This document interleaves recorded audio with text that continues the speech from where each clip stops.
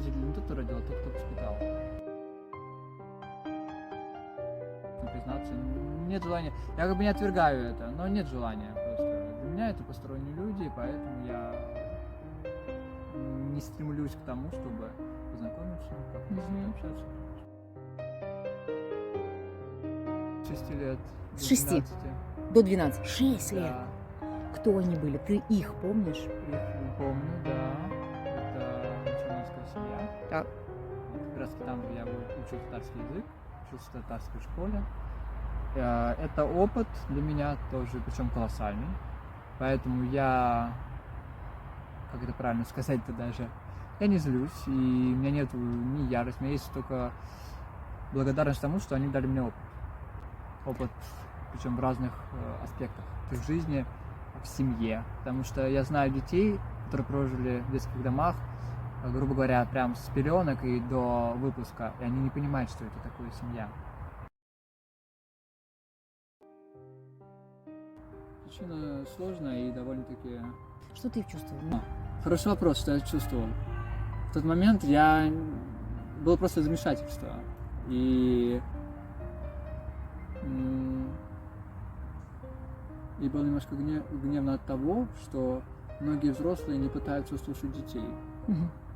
Они могут говорить, что слушают, но взрослые не должны слушать, они должны услышать ребенка. То есть это самое главное.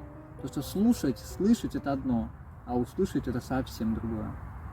Вот. Но что поделать, как бы это жизненный опыт, и кто знает, что если произошло все по-другому, кто знает, что было бы со мной, дабы я вообще пошел по пути своему.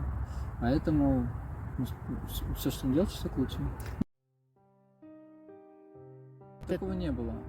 Может быть, потому что, наверное, я предвидел некоторые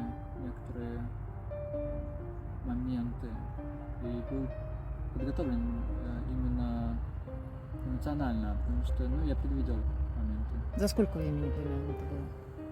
задолго. Все очень долго.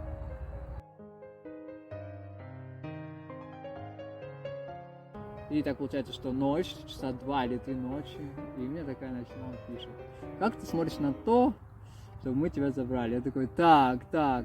И не знаю, у меня не было ни секунды сомнений, чтобы подумать над ответом. Я просто написал «да». Типа, какие нужны документы?